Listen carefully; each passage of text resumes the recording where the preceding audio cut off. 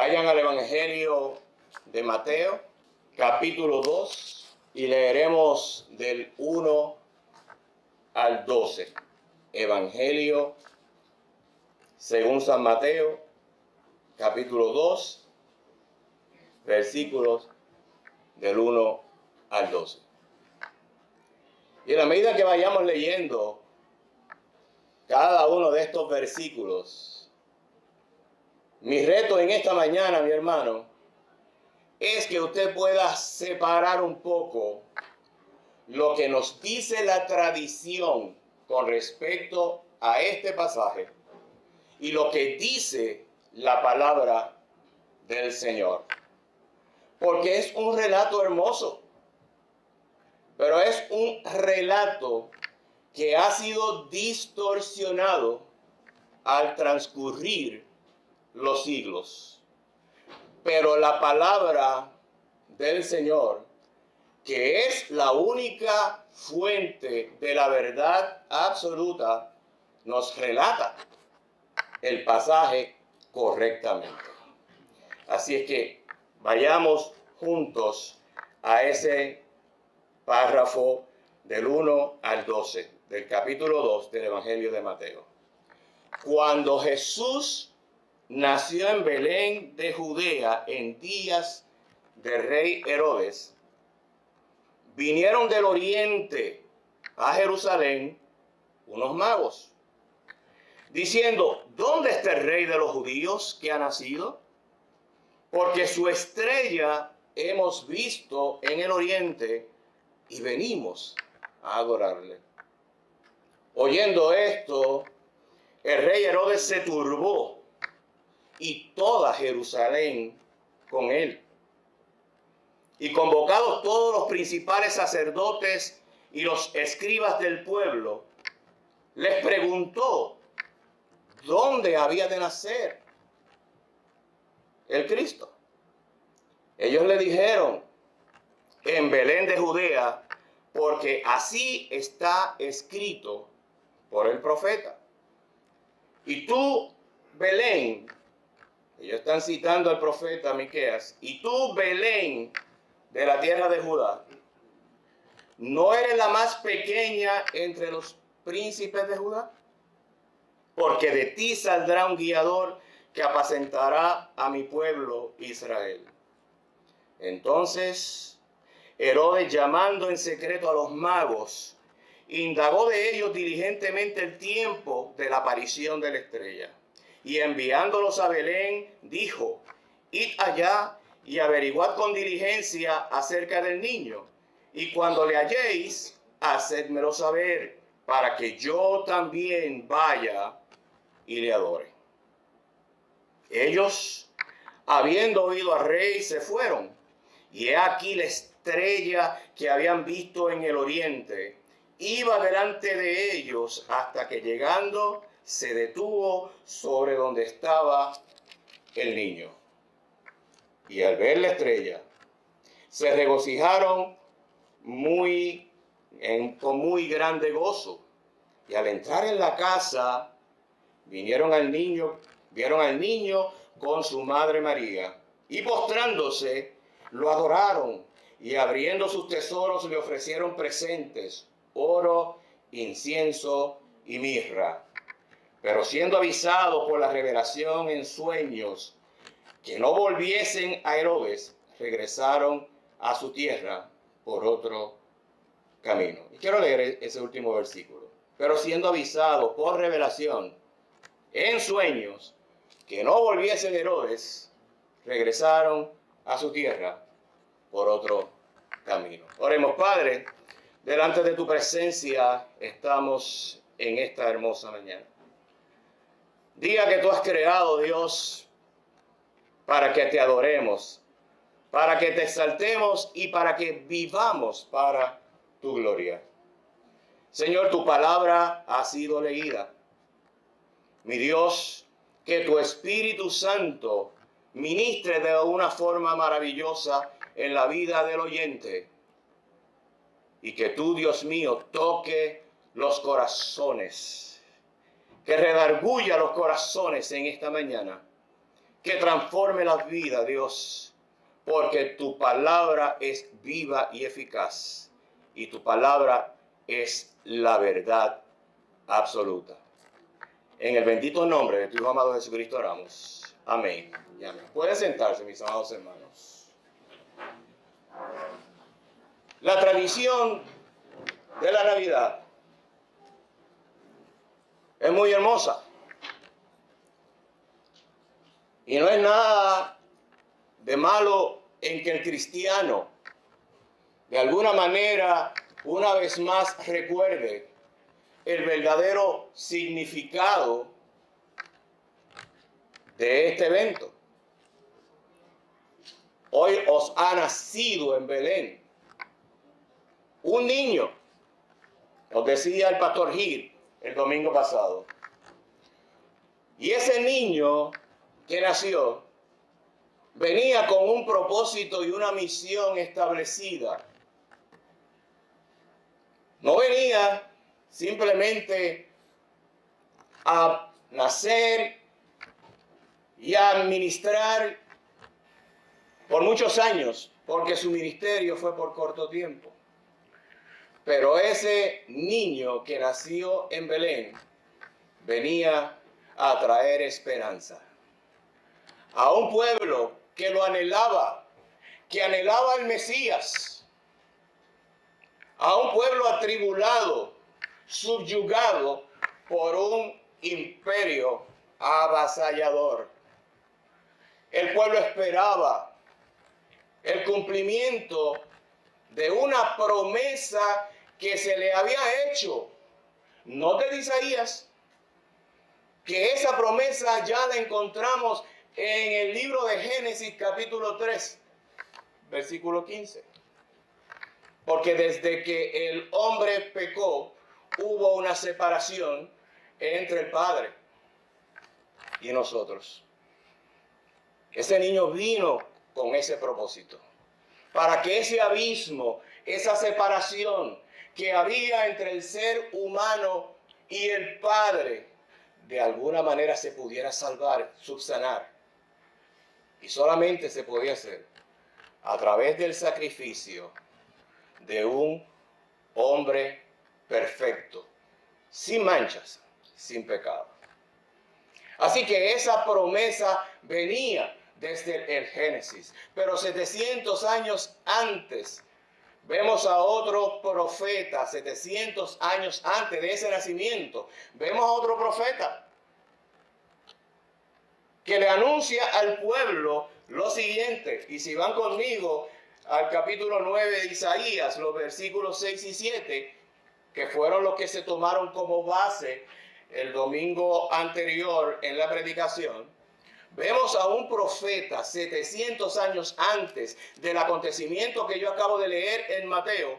Dice lo siguiente: porque un niño nos es nacido, hijo nos es dado, y el principado sobre su hombro, y se llamará su nombre admirable, consejero, Dios fuerte, Padre eterno, príncipe de paz. Lo dilatado de su imperio y la paz no tendrán límite sobre el trono de David y sobre su reino, disponiéndolo y confirmándolo en juicio y en justicia desde ahora y para siempre.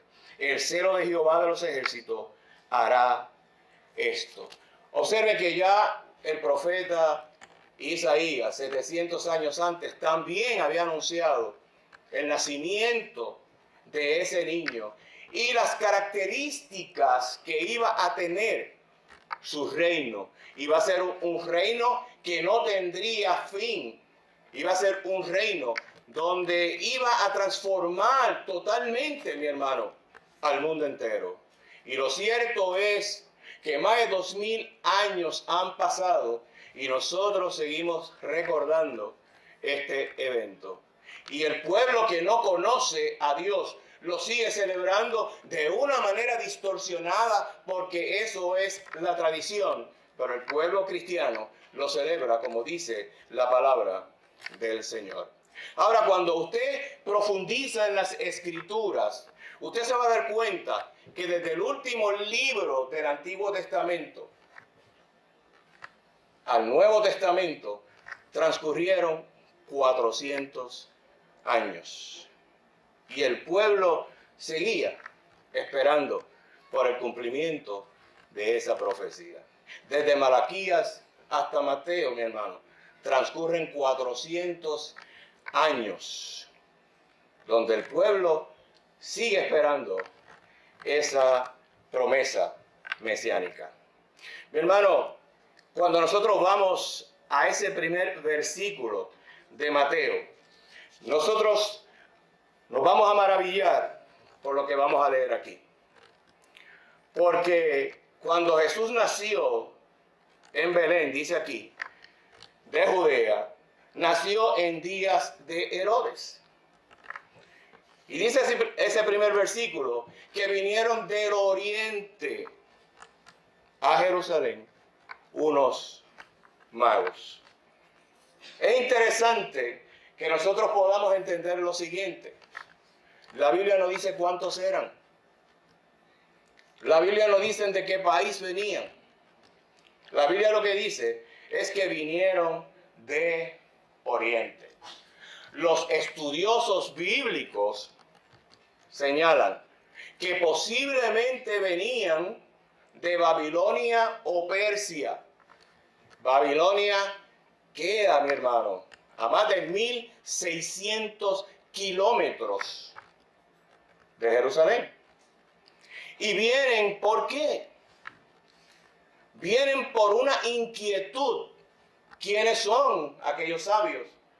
¿Quiénes son aquellos magos que vienen del oriente? ¿Con qué propósito vienen de un viaje tan largo, un viaje tan costoso, un viaje tan peligroso y un viaje tan agotador? ¿Por qué vienen de tan lejos? Mi hermano, cuando nosotros buscamos la definición del término mago o sabio, lo que vamos a encontrar es que eran personas doctas en la ciencia. Eran conocedores de la astronomía. Eran conocedores del espacio, mi hermano. Auscultaban las estrellas.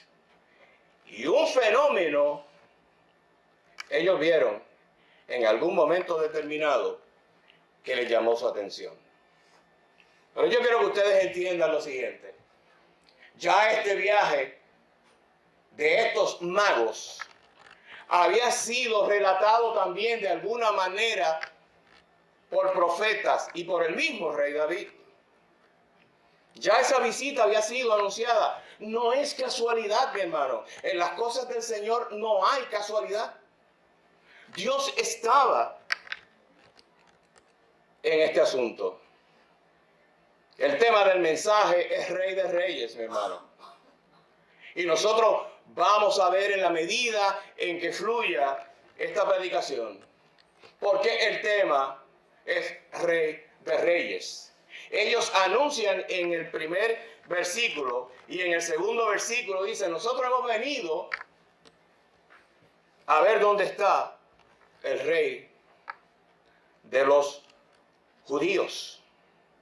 El rey de los judíos.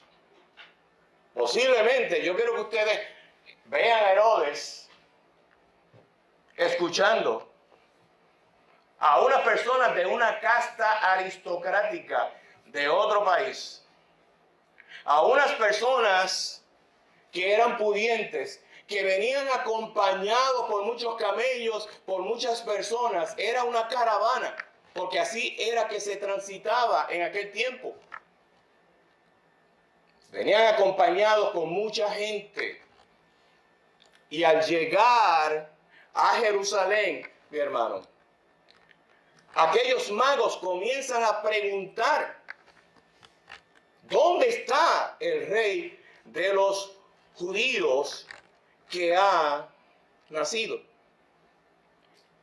Y a mí siempre me gusta ir a los aspectos gramaticales de la estructura de un párrafo y de una oración. Miren lo que dice el versículo 2, diciendo. Esto es un verbo. Y el gerundio de este verbo, decir, transmite la idea de que aquellos magos o sabios llegaron a Jerusalén, pero no fueron directamente al palacio. Ellos comenzaron a preguntarle a cada uno de los ciudadanos cuando entraban por allí, por aquellas puertas de Jerusalén, ¿dónde está el rey de los judíos que os ha nacido? Pero no encontraron respuesta. Y entonces esa es la primera pregunta que nosotros nos debemos hacer cuando leemos el texto bíblico. ¿Cómo era posible que un pueblo que esperaba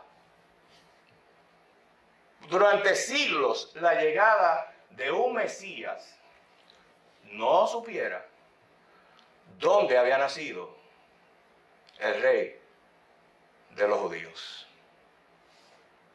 Es interesante, mi hermano, porque sigue pasando en nuestros días. El mundo sigue viviendo de espaldas al Señor. Y la iglesia lleva siglos hablando de Jesucristo. La iglesia lleva siglos hablando de salvación. Pero el mundo no quiere escuchar. Y es triste que aquel pueblo que esperaba a ese Mesías no sabía dónde había nacido. Sin embargo, unos sabios gentiles habían viajado 1600 kilómetros para encontrarse con el rey de ellos, que no era Herodes. Mi hermano, esto sugiere lo siguiente. Sugiere que los magos, los sabios, se cansaron de preguntar. Y el que se enteró de que habían unas personas preguntando por el rey de los judíos fue Herodes. Y Herodes, que tenía una inteligencia increíble, por las características que vamos a hablar de Herodes, mandó a buscar a aquellos magos.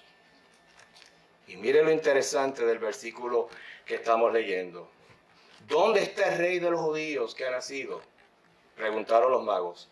Porque su estrella hemos visto en el oriente. ¿Y con qué propósito venían? Venían para adorarle. ¿Cómo es posible que unos sabios gentiles pudieran conocer tanto de un Mesías que el mismo pueblo de Israel había olvidado? Recordemos que el pueblo de Israel estuvo cautivo en Babilonia por 70 años. Y ahorita el hermano Gerardo hablaba de Sadrach, Mesach y Abednego y hablaba de Daniel. Por lo tanto, en Persia, en Babilonia, se conocía al rey de los judíos. Porque de hecho, cuando usted va al libro de Daniel, usted va a encontrar un relato bien interesante. Daniel fue jefe de los magos en Babilonia, porque Dios había capacitado a Daniel con una inteligencia y un discernimiento de parte de Dios. Por lo tanto, Daniel, Sadrach, Mesach y Abednego habían dado testimonio de lo distintos que ellos eran como judíos, porque amaban al Señor. Y eso fue el horno de fuego. Eso fue el foso de los leones al cual fue lanzado Daniel. Así que aquellos magos, de alguna manera, en la tradición de su país, habían escuchado hablar de un rey de los judíos que habría de nacer. Entran a Jerusalén, no encuentran respuesta, mi hermano, y son llamados por Herodes. Así que había un propósito divino en aquel viaje. Dios lo había orquestado desde la fundación del mundo. eran aquellos magos los que le iban a decir al pueblo realmente cómo adorar verdaderamente al rey de los judíos. Mi hermano, cuando Herodes los llama, observen lo que ocurre. Versículo 3. Oyendo esto, el rey Herodes se turbó y toda Jerusalén con él. Ahora la pregunta es, ¿por qué Herodes se turbó? ¿Por qué Herodes cayó en pánico al escuchar que aquellas personas venían en búsqueda del rey de los judíos? Mi hermano, porque ese era el título que tenía Herodes. Herodes era el rey de los judíos. Pero Herodes tenía unas características bien interesantes como ser humano. Herodes, que fue el fundador de esa dinastía, ¿verdad? Era un hombre déspota, era un hombre sanguinario. Cuando usted va a la historia, usted se va a dar cuenta que Herodes gobernó por más de 35 años el pueblo de Israel. Pero Herodes no era judío. Herodes era gentil, era idumeo, descendiente de los hijos de Esaú. Y Esaú, aunque era hermano de Jacob, la descendencia de los judíos no venía por Esaú, venía por Jacob. Por lo tanto, Herodes, al ser gentil, al no ser judío, al ser impuesto allí como rey por un imperio romano, la gente no lo apreciaba, la gente no lo quería.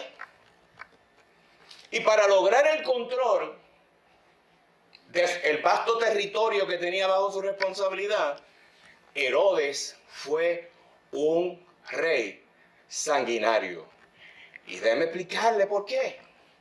Mire, lo primero que hizo Herodes es que comenzó a exterminar entre los nobles a todos los que fueran sucesores al trono por descendencia, sangre real.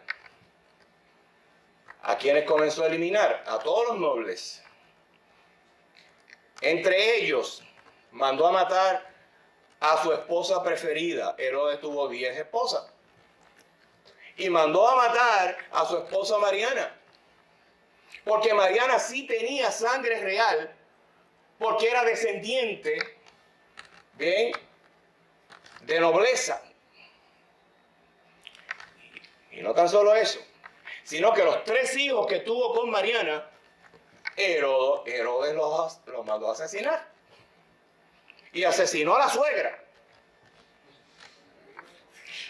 Asesinó al hermano de Mariana.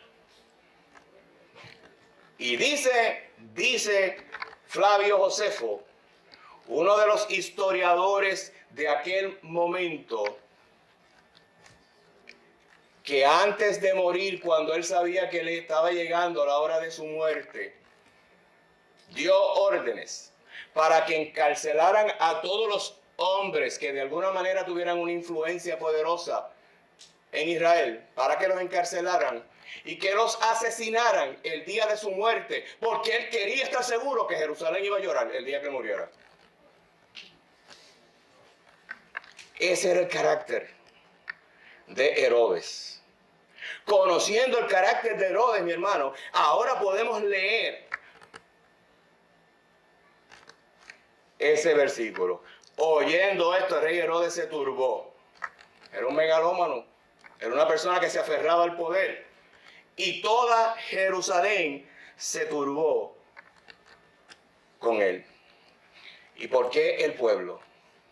Porque el pueblo sabía que por los celos de Herodes, el haber recibido a aquellos hombres que decían que estaban buscando el rey de los judíos, Herodes iba a comenzar a perseguir a las personas para identificar o buscar la verdad.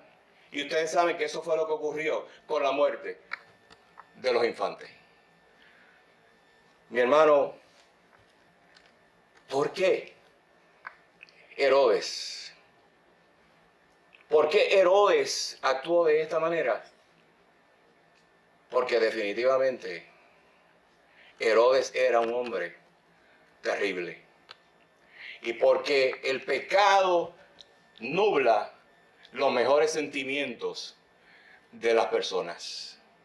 Porque hay personas que maldicen el nombre de Dios. Precisamente porque su corazón está entenebrecido, mi hermano. Y usted podrá hablarle de la palabra del Señor, pero si Dios no está obrando en la vida de la persona, mi hermano, es tiempo que como humanos, como personas, nosotros creemos que perdemos, mi hermano. Por eso es que es bien importante que cada vez que Dios ponga en tu corazón orar por una persona, y escuché esta mañana a nuestro hermano Hugo señalarlo, y le pedí a la iglesia que comenzáramos a orar por un conocido, mi hermano, por una persona que no conoce al Señor, por nuestro vecino, por nuestro compañero de trabajo. Comencemos a orar, mi hermano, porque para nosotros como cristianos, lo más importante en este mundo es cumplir con la misión que el Señor nos ha dado, para que el Espíritu Santo rompa las cadenas, mi hermano, de la ignorancia, para que rompa las cadenas de las atrocidades que nosotros estamos observando todos los días que ocurren en este mundo. Mi hermano, la profecía de la cual nos hablan estos versículos se cumple en Cristo. Ese es el segundo punto. La profecía, el Dios que cumple sus promesas. Y miren lo que dice el versículo 4. Y convocados todos los principales sacerdotes y los escribas del pueblo, Herodes pregunta dónde había de nacer, que dónde habría de nacer el Cristo. Herodes pregunta. ¿Usted cree que Herodes no sabía eso? Los estudiosos bíblicos señalan que Herodes era una persona bien calculadora, pero bien inteligente. Herodes conocía la ley judía.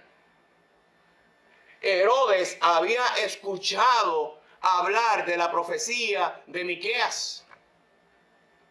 Lo que pasa es que en su grandeza de poder, Herodes creía que eso jamás se iba a cumplir. Porque al leer Isaías sabía que habían pasado 700 años. Jamás esperaba que en su reinado el nacimiento de Cristo se diera. Por lo tanto, él estaba totalmente tranquilo, pero se turbó porque cuando escuchó lo que le decían aquellas personas que venían de tan lejos, él recordó la profecía. Y lo que hizo fue llamar a los eruditos, a los conocedores de las Escrituras para confirmar lo que él sospechaba. ¿Sabe que una persona que maquina el mal muchas veces busca consejo? No para evaluar correctamente el consejo, sino para hacer lo que le da la gana. Por eso es que cuando los pastores recibimos a una persona que nos dice, pastor, yo quiero hablar con usted por una situación que me está ocurriendo o por una decisión que tengo que tomar. Por lo menos yo lo primero que le pregunto, ¿ya tomaste la decisión? Porque posiblemente tú lo que estás haciendo es informándome de que ya tomaste tu decisión. Porque el que busca consejo, busca consejos antes de tomar una decisión. Herodes simplemente lo que quería era confirmar con aquellos intelectuales, que entre ellos estaban los saduceos y los escribas, grupos o clanes religiosos. Los saduceos, ¿verdad?, eran los sacerdotes. Los escribas y los fariseos eran los conocedores de la ley judía y de todos los aspectos de la ley Porque muchas veces cuando hablamos de la ley pensamos solamente en los 10 mandamientos. La ley en general, habían leyes morales, leyes sanitarias, etcétera, etcétera. Y aquellas personas conocían realmente las profecías. ¿Y cuál es la contestación? Mire lo que le dicen los eruditos. Le dicen en Belén de Judea, porque así está escrito por el profeta. Y citan a Miqueas, capítulo 5, verso 2. ¿Y qué encontramos en este libro de este profeta menor? Dice lo siguiente Miqueas en el versículo 2 del capítulo 5. Pero tú, Belén, Efrata, pequeña para estar entre las familias de Judá, de ti, ahora observe, le dije que la gramática es muy importante, de ti me, y ese me es sumamente importante, porque el profeta lo que está diciendo es que el que va a levantar a ese niño, no es un niño cualquiera, no es una persona cualquiera, es el mismo Dios soberano el que se va a hacer de un Salvador. Y eso es lo que dice Miqueas ahí. De ti me saldrá el que será Señor en Israel, y su salida son desde el principio, desde los días de la eternidad. Ahora, dígame usted, ¿nos podemos confundir con lo que dice Miqueas aquí? ¿Está hablando de cualquier rey? Cuando usted lee que ahí dice que sus salidas son desde el principio, ¿qué está diciendo? Que ese rey ha existido desde antes de la fundación del mundo. Y cuando dice desde los días de la eternidad, está diciendo que ese rey nunca va a dejar de ser rey. Será rey de reyes. Siempre, siempre lo ha sido y seguirá siendo rey de reyes. Mi hermano, Belén era una aldea de Jerusalén. Una pequeña aldea, bien insignificante al sur, ¿verdad? De Jerusalén, de las afueras de Jerusalén. Y significa casa de pan. Eso es lo que significa la palabra Belén. Pero aunque era una aldea insignificante, una aldea pequeña, dice Flavio Josefo, que posiblemente no vivían más de 300 personas en Belén. Belén había sido cuna de muchos próceres judíos. David, el rey David, nació en Belén. Boz nació en Belén. Así es que realmente, aunque era una aldea insignificante, que en muchos libros de historia ni se menciona Belén, allí fue donde al Dios creador de los cielos le plació que naciera su hijo amado. ¿Y por qué el significado es sumamente importante? Casa de pan. Porque Jesús se identificó a sí mismo como el pan del mundo. Juan capítulo 6, verso 33, dice lo siguiente: porque el pan de Dios es aquel que descendió del cielo y da vida al mundo. En otras palabras, nació en un lugar significativo para su ministerio. Nació en el lugar de pan, y a eso vino nuestro Señor Jesucristo también, a saciar el hambre espiritual de los que estaban perdidos. Mi hermano, realmente cuando nosotros vemos esta profecía, nosotros como cristianos tenemos que reafirmar que la palabra de Dios es fidedigna, que la palabra de Dios es inerrante, porque era imposible que se pudiera pronosticar el nacimiento de un niño de forma tan exacta, en el lugar tan exacto en la historia, 700 años antes. ¿O es que usted sabe lo que le va a ocurrir de aquí a un segundo? Pues imagínense 700 años antes pronosticar el nacimiento de este niño. Confirmamos entonces, mi hermano, que lo que había ocurrido en Belén en aquel momento era el nacimiento del Hijo del Dios Altísimo. Y esto nos lleva entonces ahora al tercer punto de nuestro mensaje. Un acto de adoración genuina. Y ahí me voy a detener bastante en los versículos del 7 al 12.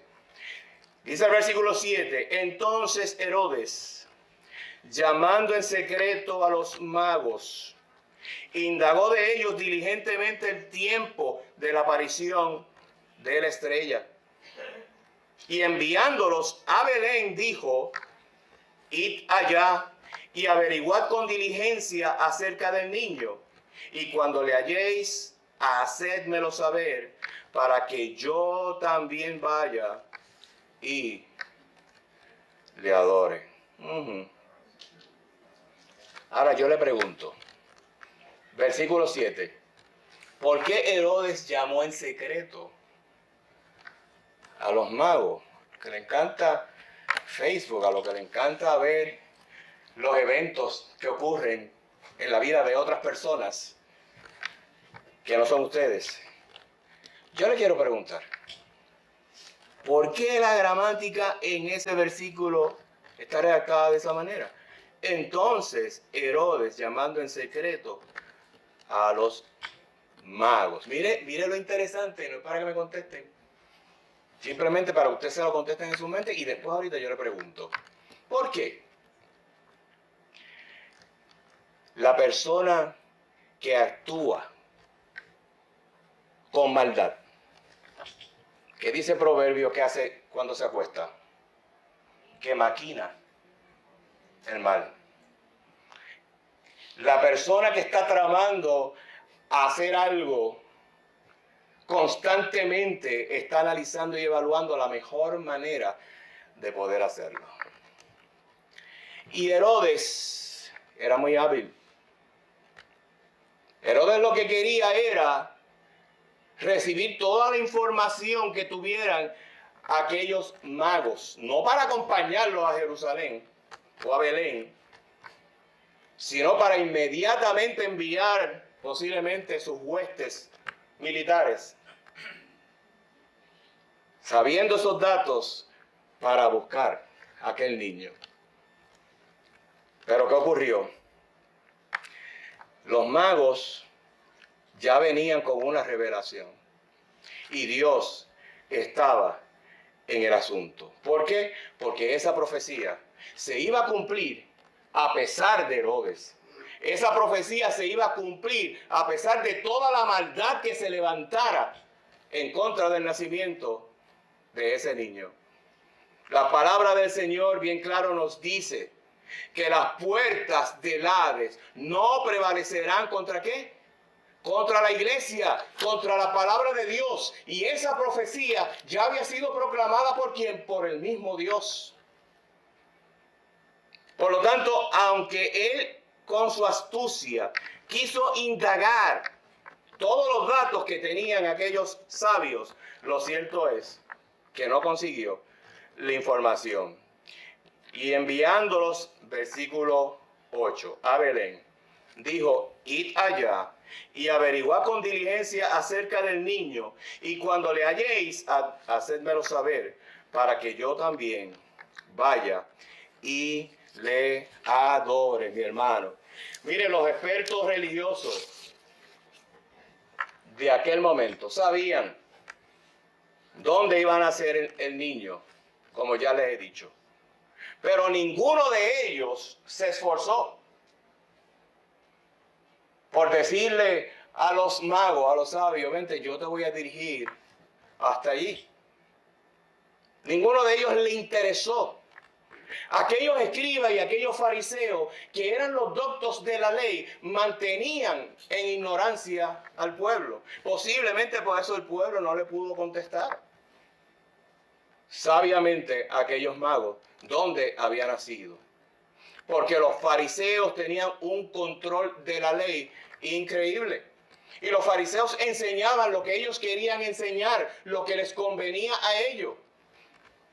Pero nunca le enseñaron al pueblo correctamente la ley. Por eso es que cuando Jesucristo confronta a los fariseos, le dice al pueblo, haced lo que dice la ley, pero no lo que ellos hacen. Porque mantenían en ignorancia al pueblo, mi hermano. Y esto nos demuestra, este versículo 8 y 9, que Herodes lo que estaba planificando era en algún momento determinado que él tuviera toda la información, asesinar a aquel niño. Versículo 9, y ellos habiendo oído al rey se fueron. Y he aquí la estrella que habían visto en el oriente, iba delante de ellos hasta que llegando se detuvo sobre donde estaba el niño. Hay muchas especulaciones con respecto a esa estrella. Muchos señalan que era una alineación de los planetas. Muchos señalan que era una estrella recién creada para aquel momento. Mi hermano, lo cierto es que cuando nosotros vamos a la Escritura, nosotros vamos a encontrar posiblemente la respuesta correcta de qué era aquello que ellos venían siguiendo. Porque observen que no podía ser una estrella. Le acabo de leer que aquella estrella los dirigió y se detuvo exactamente donde estaba el niño.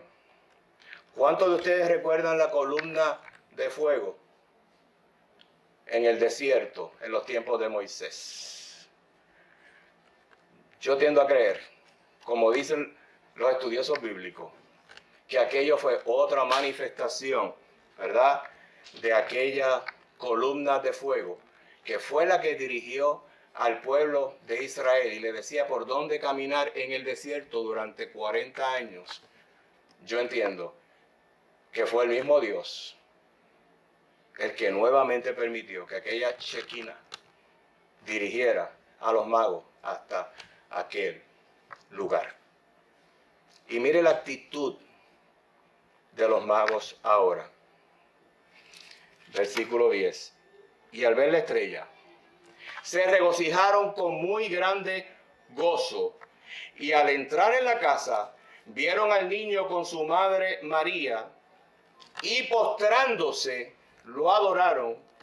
Abriendo sus tesoros, le ofrecieron presente, oro, incienso y mirra. Vieron la estrella y se regocijaron con muy grande gozo. Mi hermano, porque el misterio de la estrella que los había consternado tanto cuando estaban en su lugar de origen, ahora ellos tenían la respuesta. Ahora ellos podían ver con sus ojos por qué aquella estrella se movía y se depositó en aquel lugar.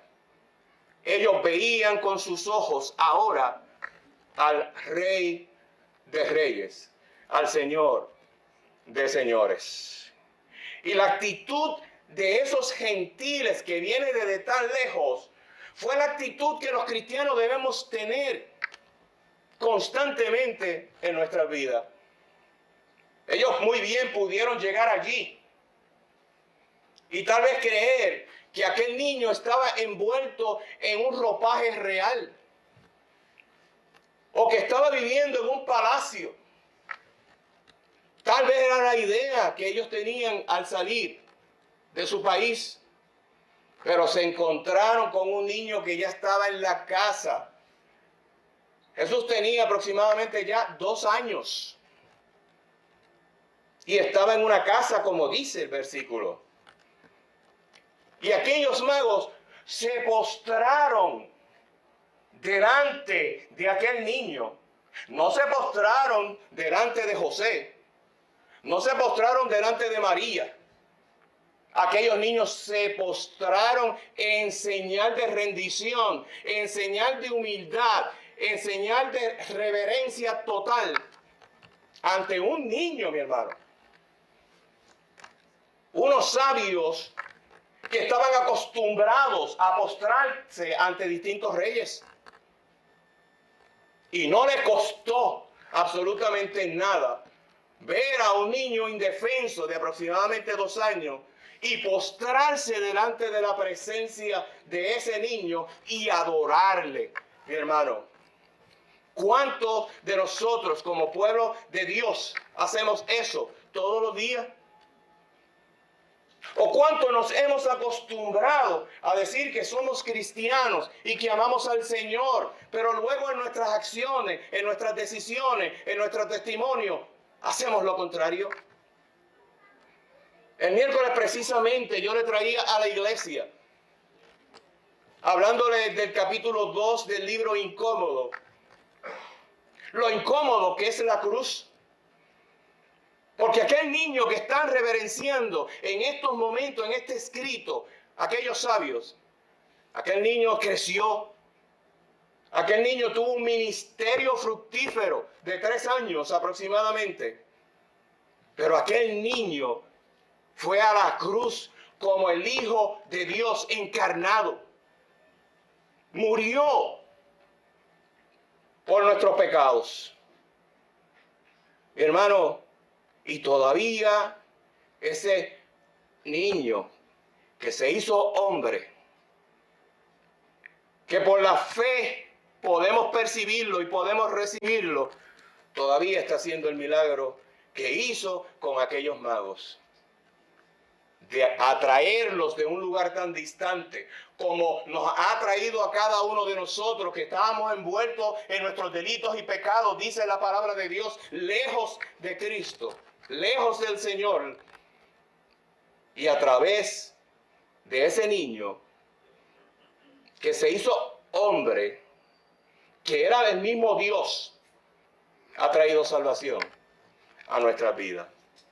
Y se postraron, dice el versículo 11, y le adoraron con gozo. Y eso fue un acto de fe. Dios transformó en el camino el corazón de aquellos sabios. Y pudieron reconocer lo que no reconocían los fariseos, lo que no reconocieron los saduceos, lo que no reconocía el pueblo de Israel. Aquellos hombres gentiles pudieron reconocer que estaban ante la misma presencia del Dios de los cielos. Y no tan solo se postraron y le adoraron. Dice el versículo 11, y abriendo sus tesoros, le ofrecieron presentes, oro, incienso y mirra. Mi hermano, esos 3 regalos, sin añadirle nada a la palabra de Dios, los estudiosos bíblicos señalan que son 3 regalos dignos de la realeza. El oro es el símbolo de la realeza. Recordemos a Salomón en toda su grandeza. Venían a verlo de distintos puntos de la tierra, por el oro que tenía, por las riquezas que tenía, mi hermano. Ese oro le fue regalado por aquellos magos al Señor, simbolizando que ellos reconocían que aquel niño, como le acabo de decir, era el mismo Dios. El segundo regalo, incienso. Y el incienso es el símbolo de la oración que se dirige al único y verdadero Dios. Ellos adoraron a aquel niño como a Dios mismo. ¿Quién le reveló eso? Mi hermano, el Espíritu Santo le reveló a aquellos magos que realmente aquel niño era el Mesías que se había prometido. Pero el tercer regalo, la mirra, es símbolo del sufrimiento, mi hermano. Y sin saberlo, aquellos sabios del Oriente le estaban confirmando a María que aquel niño habría de sufrir grande dolor, grande persecución. Porque la mirra lo que implica es que Jesús como hombre iba a morir. Porque la mirra se utilizaba, entre otras cosas, ¿verdad?, para embalsamar a los cadáveres. Por eso es que la tradición nos señala que eran 3, por los 3 regalos. Pero lo cierto es que aunque la Biblia dice que eran 3 regalos, la historia dice que cada vez que venían estas personas aristocráticas o aristócratas a honrar a un rey, le traían muchos regalos. Porque de esa manera el rey se impresionaba, ¿verdad?, por esas personas que traían esos regalos de sus distintos pueblos y naciones. Los magos no lo hicieron para impresionar. Los magos lo hicieron porque querían honrar a aquel niño. ¿Cómo termina esta historia bíblica? Versículo 12. Pero siendo avisados por revelación en sueños que no volviesen a Herodes, regresaron a su tierra por otro camino. Avisados por revelación. El libro de Mateo es sumamente interesante. El libro de Mateo se escribió en los años 60 o 65 después de Cristo. Y Mateo le escribe fundamentalmente a los judíos. Y Mateo quiere enfocar en su evangelio a un Dios encarnado que era el verdadero Mesías que había nacido en Belén en los tiempos de Herodes. Y es interesante el libro de Mateo, porque observen que el único que relata la visita de estos sabios es Mateo. Los demás evangelios no los relatan. Pero más interesante cuando usted conoce que él escribía para los judíos. Y los magos no eran judíos, eran gentiles. Mateo quería establecer con toda claridad que en esta historia el personaje central no son los magos. Que en esta historia el personaje central no es Herodes. Que en esta historia el personaje central es el mismo Dios que se había encarnado, que se había humillado haciéndose hombre y que había nacido para salvar al mundo de sus pecados. Mi hermano, lo cierto es que los magos no tenían que retornar a Jerusalén. Ya los magos habían encontrado lo que ellos deseaban.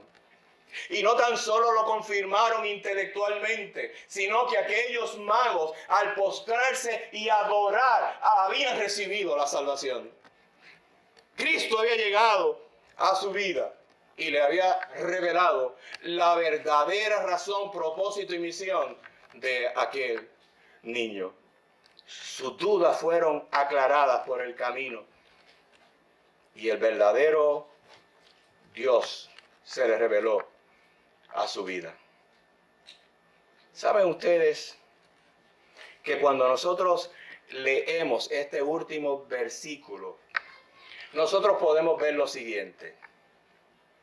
Cada uno de nosotros iba por un camino. Dice Matthew Henry, íbamos por el camino de la perdición. Íbamos por el camino de perdernos sin fe, sin esperanza y sin consuelo. No teníamos nada que ofrecer al Señor por la salvación. Estábamos impotentes de ofrecer algo. Pero nuestro orgullo se rompió. La cadena de pecado se rompió. porque al Hijo del Hombre le plació ir en busca de cada uno de nosotros para salvarnos. Y ocurrió en nosotros una metanoia. ¿Qué es eso? Un cambio radical en nuestras vidas. Los magos no tenían que ir a Jerusalén. Ya Dios se les había revelado. Los magos iban contentos, gozosos, a llevar las buenas nuevas, a confirmar lo que Daniel, Sadrach y Mesach y Abednego habían proclamado en aquellos territorios, de que el rey de los judíos había nacido. De que ese rey no era solamente para los judíos, porque el reinado de Cristo es universal, mi hermano.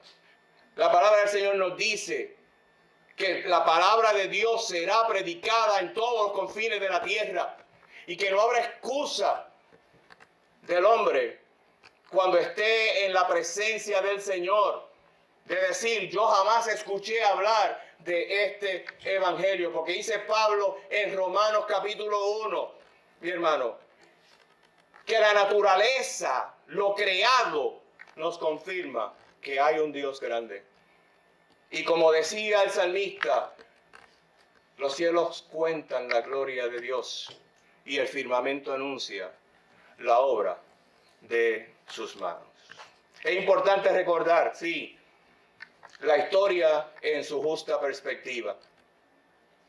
La tradición nos pone a los tres sabios al lado de los pastores, visitando al niño en el pesebre. La Biblia me dice que cuando los pastores fueron al pesebre, los magos no estaban allí. Los magos llegaron aproximadamente 2 años después. ¿Y por qué yo le estoy diciendo esto? Mi hermano, porque Juan, y quiero que me lo pongan ahí, el Evangelio de Juan, en el capítulo 1, versos 10 y 11, dice lo siguiente. Iglesia, comenzamos con el gran reto del llamado a la conversión. Miren lo que dice Juan, capítulo 1, versículos 10 y 11. En el mundo estaba, y el mundo por él fue hecho, pero el mundo no le conoció. A lo suyo vino y los suyos no le recibieron. Mi hermano, porque la encarnación fue un estado de humillación que por nosotros asumió nuestro Salvador. Y siendo el deseado de las naciones, se lo dije ahorita, el pueblo de Israel esperaba por ese Mesías.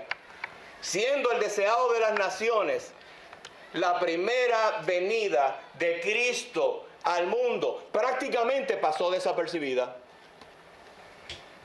Porque cuando usted lee los evangelios, usted se va a dar cuenta que los 3 grupos que pudieron ir a honrar al Señor, primero fueron los pastores. A los 8 días, María y José van al templo a presentar al niño. Y 2 ancianos allí en el templo reconocen que aquel era el Mesías, Simeón y Ana, mi hermano. Y el tercer grupo que encontramos en los evangelios, que reconoció que aquel niño era el Mesías, fueron los magos. Herodes no pudo reconocer eso. Los fariseos y los saduceos no lo reconocieron. El pueblo de Dios no lo veneraron. Aún en nuestros tiempos el judaísmo está esperando por el regreso del Mesías. ¿Somos privilegiados o no somos privilegiados? Mi hermano, usted, el que ha nacido de nuevo aquí, el que se arrepintió de sus pecados, el que aceptó a Cristo como su Salvador y Señor, es un privilegiado. Porque podemos conocer la luz solamente por gracia. La cruz avergüenza.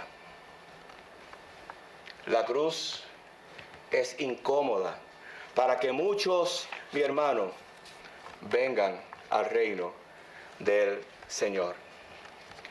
Esta mañana yo me levanté conociendo que la portada de un periódico en este país es una portada totalmente antibiblia. Es una portada totalmente anticristiana. Es una portada que lo que lleva es a exacerbar los ánimos de odio del mundo contra la iglesia. Mi hermano, y la pregunta es ¿por qué? La iglesia no puede claudicar en predicar a Cristo. No podemos bajar nuestros estándares. John MacArthur, en una de sus citas más reconocidas, dice lo siguiente: no suavices el evangelio. Si la verdad ofende, deja que ofenda. La gente ha estado toda su vida ofendiendo a Dios. No se avergüence de ser cristiano. No se avergüence de que somos distintos, porque el cristianismo es una contracultura. A las visitas que están en esta mañana aquí quiero decirle que solamente la cruz es la que rescata, que solamente la cruz es la que libera, que solamente la cruz es la que cambia, la que transforma la vida. El mundo busca prestigio, el mundo busca poder, el mundo busca riqueza, el mundo busca ser reconocido, mi hermano. Pero la verdadera grandeza solo se alcanza cuando nosotros vemos la cruz de Cristo y lo que Él hizo allí por cada uno de nosotros. La verdadera grandeza solamente es posible debido al sacrificio de Cristo en la cruz. Murió, al tercer día resucitó. Por lo tanto, nuestra fe no es en vana, porque Cristo resucitó y está a la diestra del Padre, intercediendo por sus hijos. Mi hermano, no suavicemos el Evangelio. Sigamos predicando el Evangelio con valentía, con denuedo, con misericordia y con amor, pero con la fidelidad que requiere predicar el Evangelio. Mi pregunta de reto: ¿qué tú vas a hacer con esta palabra que has escuchado en esta mañana? Y le pregunto a los que me ven a través de las distintas redes, de las distintas plataformas de internet: ¿qué tú vas a hacer con ese niño que nació y que murió, pero que está vivo, reinando, y está donde siempre ha estado, en su trono? Mi hermano, vivimos épocas, tiempos bien difíciles, bien tristes. Los padres se levantan contra los hijos se levantan contra los padres. Vivimos un caos en la familia. La tasa de divorcio en este país sigue aumentando. Ya los jóvenes han perdido realmente el compromiso de establecer una relación matrimonial porque no creen en el matrimonio. A lo bueno se le llama malo, a lo malo se le llama bueno. Y como dice un escritor secular, Agustín Laje, vivimos en la época de la sociedad idiota, donde inclusive la razón se pone en duda, donde se pone en duda la ciencia, Porque ahora tú no eres hombre ni mujer. Ahora tú eres lo que tú quieras ser, lo que tú sientas ser. Y posiblemente este mensaje lo paren en internet. Pero a mí no me importa. Porque en esta iglesia se proclama la verdad del evangelio. Aquí usted no ha venido para que le endulcemos el oído. Aquí usted ha venido para que nosotros le demos la palabra conforme a como fue escrita por inspiración divina. Porque la palabra confronta. Y si tú estás en esta mañana aquí y estás en tu pecado y estás disfrutando tu pecado, y al que me escucha a través de las redes también, si tú estás disfrutando tu pecado, no te llames cristiano, porque el cristiano no se deleita en el pecado, porque tenemos un Espíritu Santo que nos redarguye, mi hermano. Es tiempo de, como iglesia, comenzar a llorar nuestro pecado delante de la presencia del Señor, porque somos del Señor o no somos del Señor. Aquí no hay cristianos carnales. Eso es una aberración que se enseñan en otras iglesias. Aquí habemos personas transformadas por el poder del Espíritu Santo. ¿Que seguimos pecando? Sí, pero abogados tenemos delante del Señor porque el Espíritu Santo nos constriñe y nos lleva a llorar nuestro pecado. De nada vale que tengamos iglesias llenas de personas que se van a ir para el infierno. Y para el creyente que ama al Señor en esta iglesia, debe ser una oración constante. Señor, abre las puertas para que yo me una en lo que tú estás haciendo en la vida de cada una de las personas que están a mi lado. Déjame hablarle de Cristo. Esto es un evangelio, mi hermano, de todos los tiempos. La Biblia no cambia. Las enseñanzas del Señor son las mismas hoy, mañana y por toda la eternidad. Y un día estaremos delante de su presencia y solamente seremos evaluados por lo que Cristo hizo en nosotros. Y una de las cosas que el Señor hace cuando salva al pecador es que le queremos dar esas buenas nuevas a otras personas. Cuando Jesús llegó a la tierra de Gadara, había un hombre que atormentaba aquel lugar. Estaba lleno de demonios. Dormía en los sepulcros. Se laceraba su cuerpo. Era una amenaza para todos los que iban por aquellos caminos.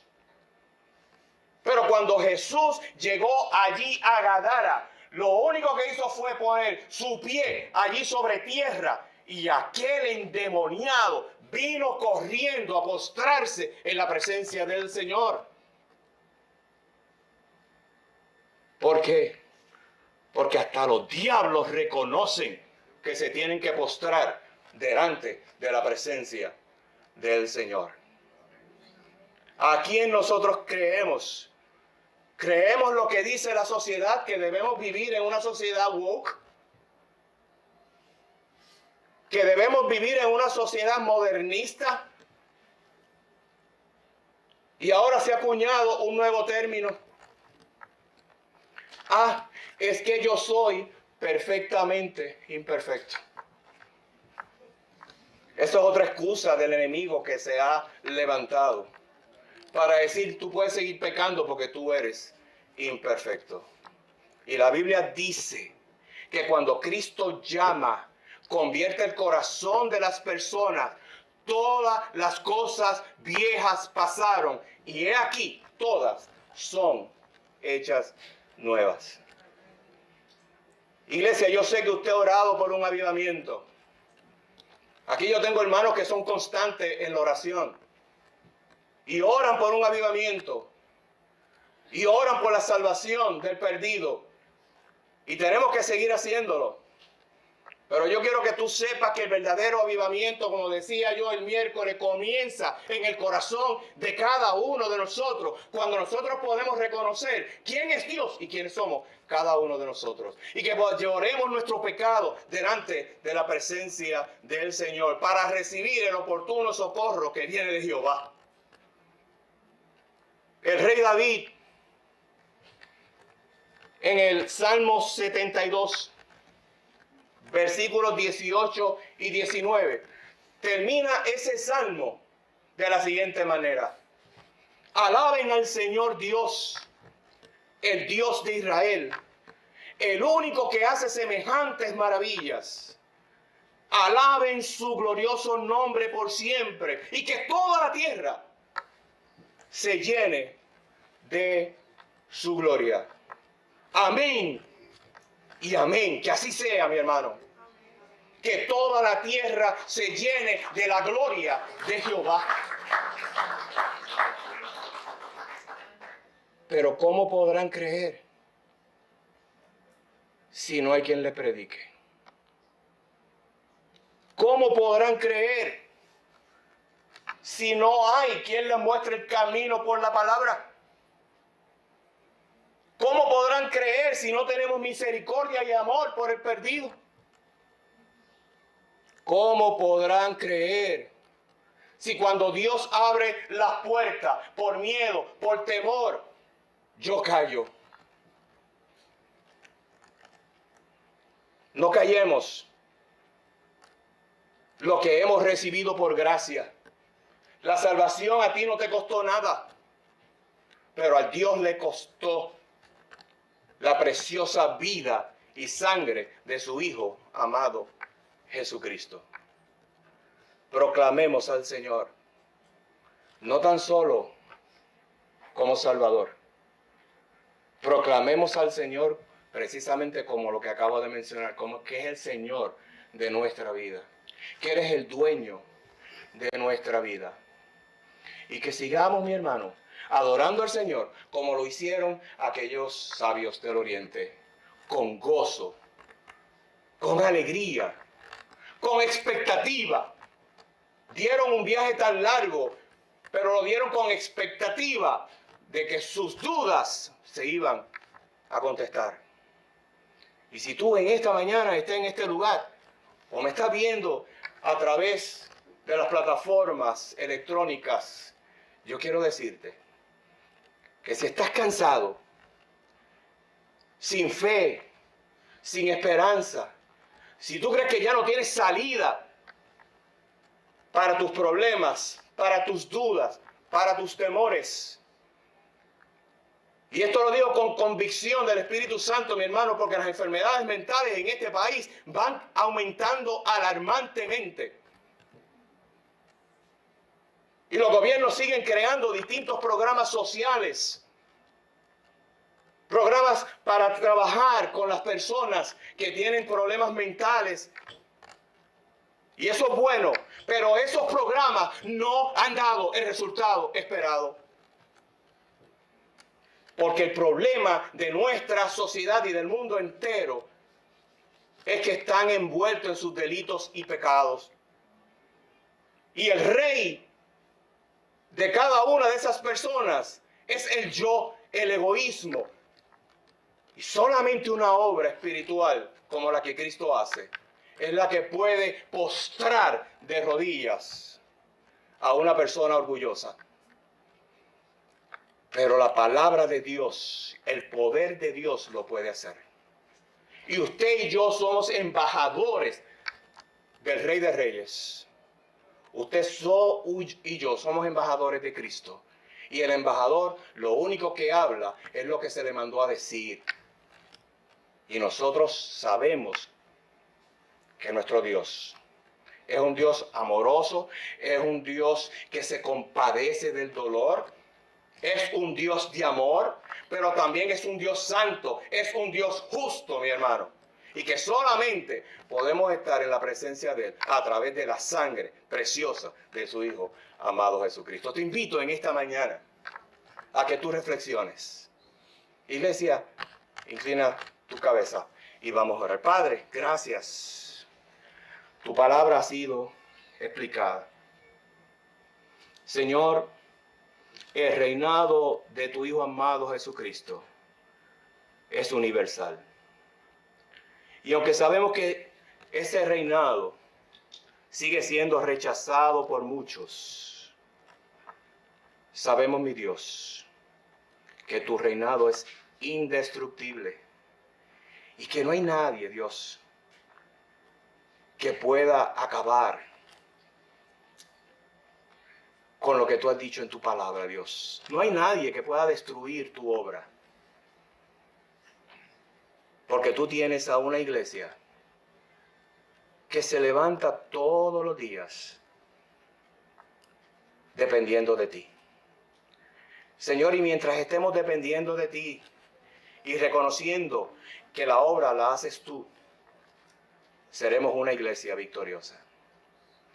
Y esto es una iglesia que proclama que tú eres nuestro Salvador, que tú eres nuestro Señor, que tú eres el dueño de esta iglesia. Señor, fortalece nuestra fe para que no claudiquemos en la proclamación fidedigna y fiel de tu palabra. Y que en esta mañana, Señor, tu Espíritu Santo toque los corazones, que tú conviertas el alma. Señor, tú padeciste todos nuestros males. Señor, tú conoces nuestros sufrimientos. Lo hiciste sin pecar, Padre Santo, pero nos conoces. Y te pedimos, Señor, que tú fortalezcas a aquel que está luchando, Señor, en estos momentos, con distintas situaciones en su vida.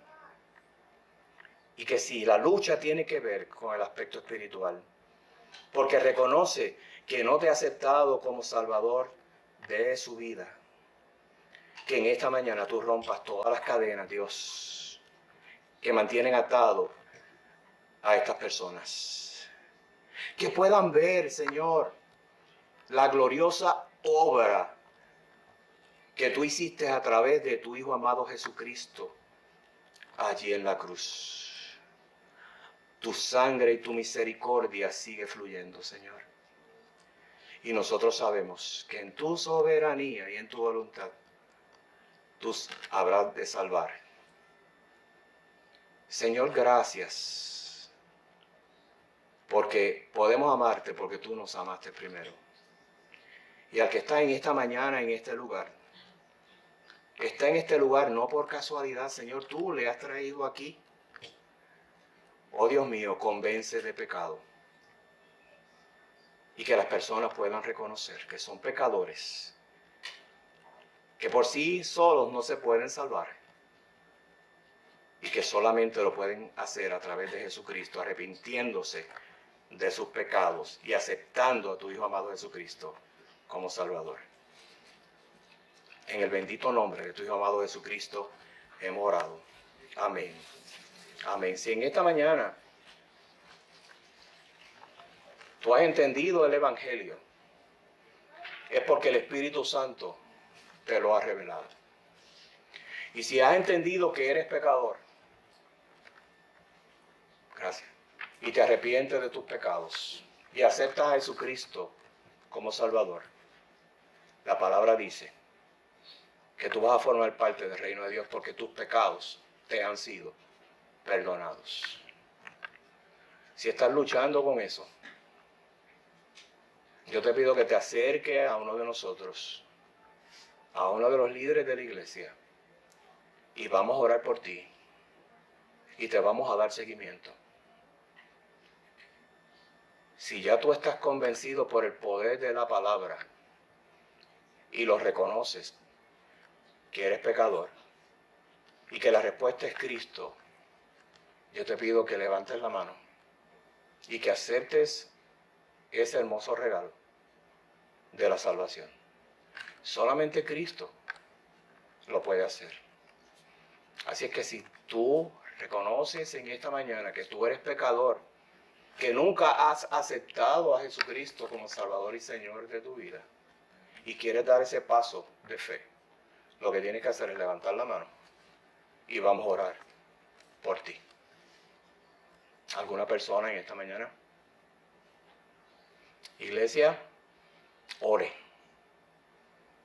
La mies es mucha, los obreros son pocos y los campos están listos para la siega.